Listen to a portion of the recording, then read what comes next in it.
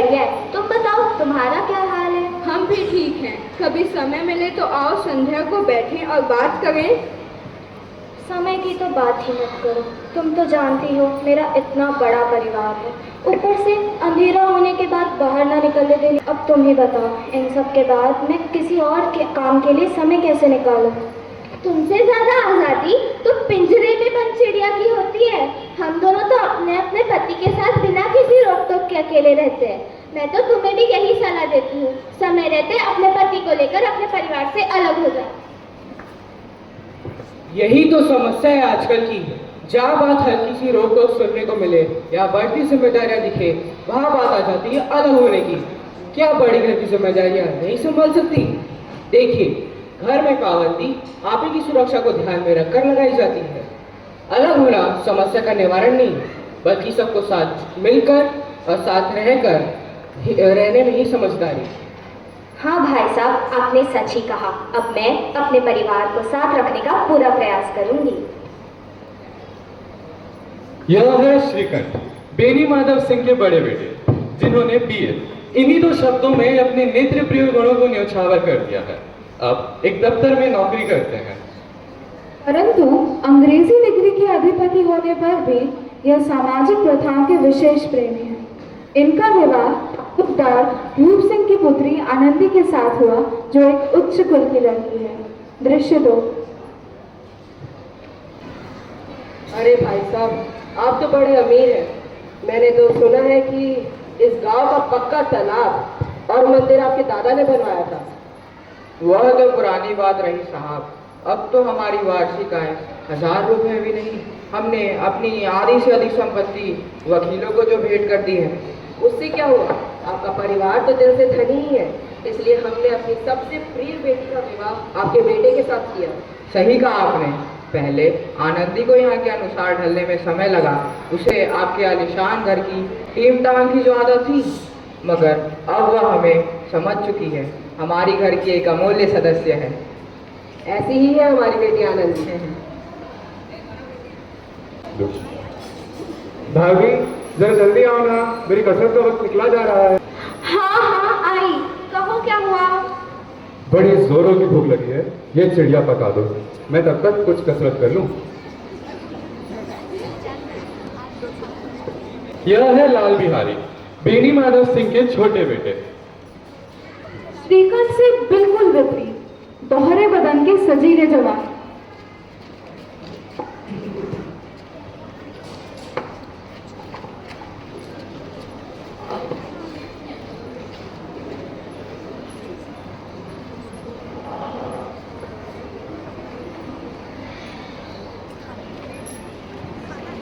मैके में तो जैसे घी की नदी बहती थी। हाँ, हाथी मरा भी तो 9 लाख का, वहाँ इतना घी तो नित्य नाई कहाँ खरीदते, समझे? चीटों करता है, चीट खींचू। अगर वे होते तो आप मजा चखा देते। जिसके गुमान पर खड़ी हुई हो, उसे भी देखता हूँ और तुम्हें भी। भैया, आप भाभी को समझा दीजिएगा कि मुंह संभाल कर बात क्या करें, नहीं तो एक दिन अनर्थ हो जाएगा। हाँ, बहू बेटियों का यह स्वभाव कि मर्दों के मुंह लगे अच्छा नहीं। आखिर बात क्या हुई? कुछ नहीं, यूं ही आप उलझ पड़ी। ठीक है, मैं देखता हूँ। चित्त तो प्रसन्न है। बहुत प्रसन्न है, पर तुमने आजकल ये घर में क्या उत्पात मचा रखा है? जिसे तुमसे आग लगाई है, उसे पाऊँ तो बूझ रख दो। यह मेरे भाग्य का पेट है, वरना गवार छोकरा मुझे खड़ाऊ से मारकर यूं मारता। सब साफ साफ कहो। आनंदी परसों बीती सारी घटना बताती है, जिसे सुन श्रीकंठ की आंखें लाल हो गई। उसे सब्र नहीं हुआ और वह उसी समय आनंदी को बेनी माधव के सामने ले गए।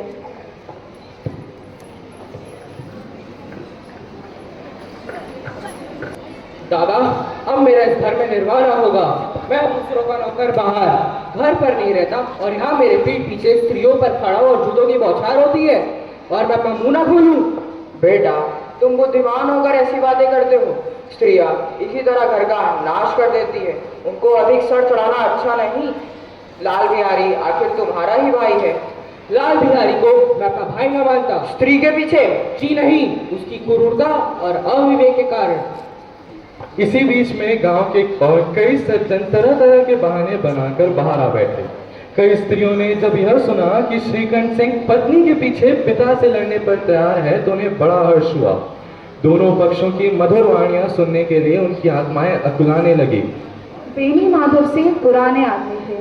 उन्होंने निश्चय किया चाहे कुछ भी क्यों ना हो, इन द्वेषियों को ताली बजाने का अवसर ना देंगे। वे तुरंत कोमल शब्दों में बोले, बेटा, मैं तुमसे बाहर नहीं हूँ, तुम्हारा दिल जो चाहे करो, अब तो लड़के से अपराध हो गया। अगर आप मुझे इस घर में रखना चाहते हैं तो उससे कहिए कहीं बाहर चला जाए, यही मेरा अंतिम निश्चय है।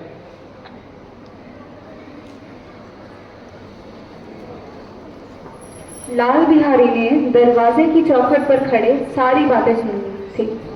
ऐसे भाई के मुख से आज ऐसी हृदय विदारक बात सुनकर लाल बिहारी को बड़ी ग्लानि हुई। वह रोने लगा। इसमें संदेह नहीं कि अपने किए पर वह पछता रहा था। भाई के आने के एक दिन पहले से ही उसकी छाती धड़कती थी कि देखूं भैया क्या कहते हैं, मैं उनके समय कैसे जाऊंगा, मेरी आंखें उनके सामने कैसे उठेंगी। उसने समझा था कि भैया मुझे बुलाकर समझा देंगे। इस आशा के विपरीत आज उसने उन्हें कठोरता की मूर्ति बने हुए पाया। दृश्य 6। हेलो भाभी, भैया ने निश्चय किया है कि अब वे मेरे साथ इस घर में नहीं रहेंगे। वे मेरा मुंह भी नहीं देखना चाहते, तो मैं जाता हूँ।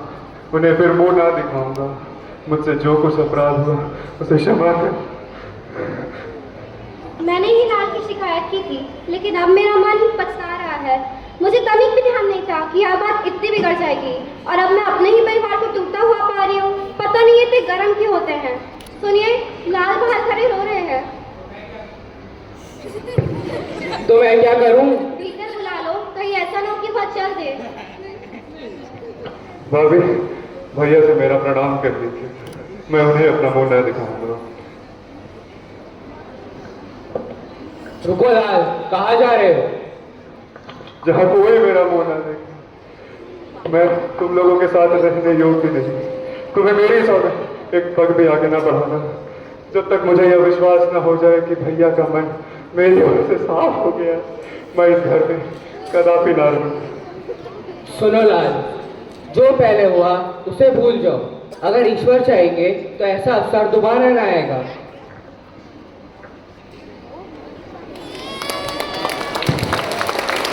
बड़े घर की बेटियां ऐसी ही होती हैं, बिगड़ता हुआ काम बना लेती हैं। गांव में जिसने यह वृत्तांत सुना, उसी ने इन शब्दों में आनंदी की उदारता को सराहा। आप सभी को हिंदी दिवस की हार्दिक शुभकामनाएं। यह प्रस्तुति हमने स्वर्ग श्री मुंशी प्रेमचंद की कहानी बड़े घर की बेटी से ली है, जिसका पात्र परिचय यह है। श्रीकंठ सिंह राघव चांडर, लाल बिहारी सिद्धांत सिंह, बेनी माधव शाश्वत शुक्ला, भूप सिंह विशेष मेहरा, आनंदी सेजल मामनकर। गांव के सदस्य और वॉलंटियरिंग में आशिमा भोयर, सृष्टि महापात्रा, सृजन पनेसर, यशवी पारेख, सेजल आहार, आर्यन चोपकर, हिमांशु जैन, प्रणव देशपांडे और आरव देशपांडे ने हमारा सहयोग किया है। इस पूरी प्रस्तुति का सबसे बड़ा श्रेय जाता है हमारी अध्यापिका श्रीमती आशीष शुक्ला जी एवं हमारी निर्देशक ट्विंकल शरणागत को।